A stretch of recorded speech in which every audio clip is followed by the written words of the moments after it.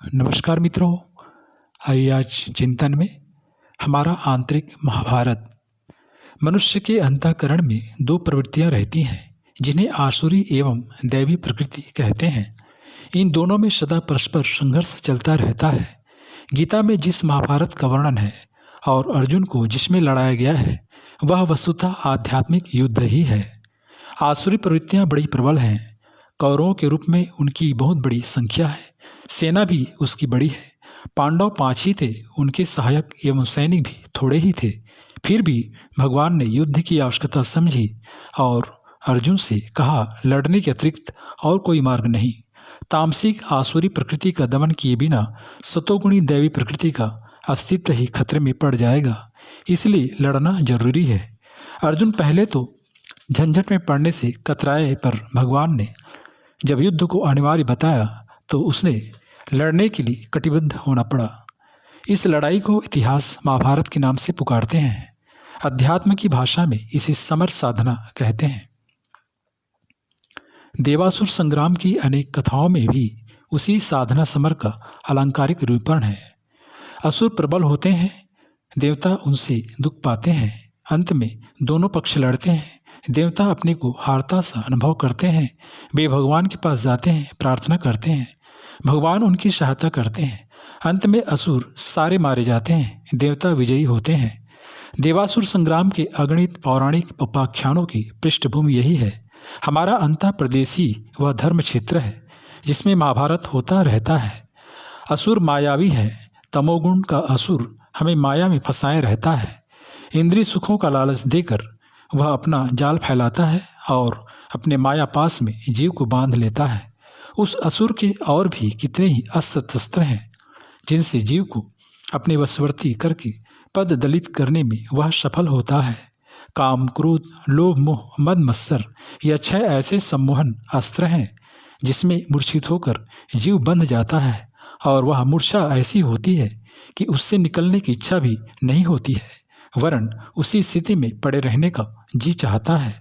आत्मा का कल्याण उस तम प्रवृत्ति में पड़े रहने से नहीं हो सकता जिसमें माया मोहित अगणित जीव पाशबद्ध स्थिति में पड़े रहते हैं। इन बंधनों को काटे बिना कल्याण का और कोई मार्ग नहीं।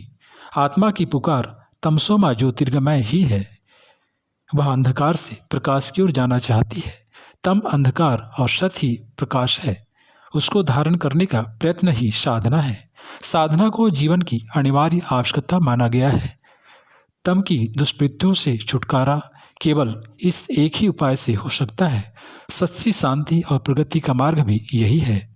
अंतरात्मा में निरंतर चलने वाले देवासुर संग्राम में तामसिकता का पक्ष भौतिक सुख साधन इकट्ठा करते रहना और सात्विकता का पक्ष आत्मकल्याण की दिशा में अग्रसर होने का है।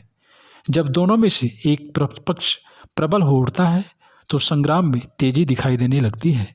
यदि असुरता प्रबल हुई तो दुष्कृत्यों की अभिवृद्धि होकर पतन का नारकीय परिपाक सामने आ जाता है, और यदि सूर पक्ष प्रबल हुआ तो सत्प्रवृत्तियों का उभार आता है और मनुष्य सत्पुरुष, महामानव, ऋषि एवं देवदूत बनकर पूर्णता के लक्ष्य को प्राप्त करने के लिए द्रुत गति से आगे बढ़ता है। एक बीच की स्थिति ही रजोगुण ही अवसाद भूमिका कहलाती है। इसमें तम और सत दोनों मिले रहते हैं।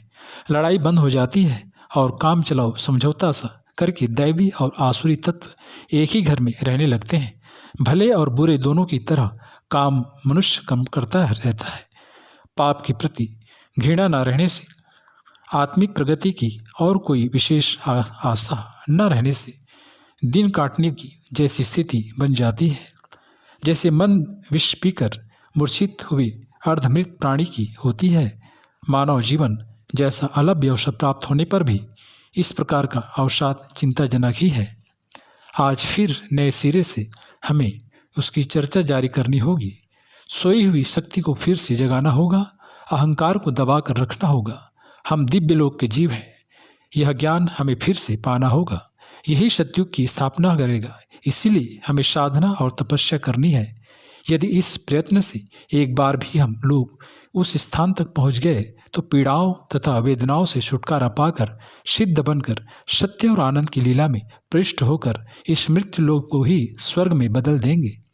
सत्युग के लोग स्वर्गलोक का पता लगाकर इस भूलोक को छोड़कर वहां उस महतलोक में पहुंचते थे, लेकिन हम लोग स्वर्गलोक के अधिकारी बनकर इस पृथ्वी को नहीं त्यागेंगे। हम इस मृतलोक में ही स्वर्ग की लीला का आनंद लेंगे।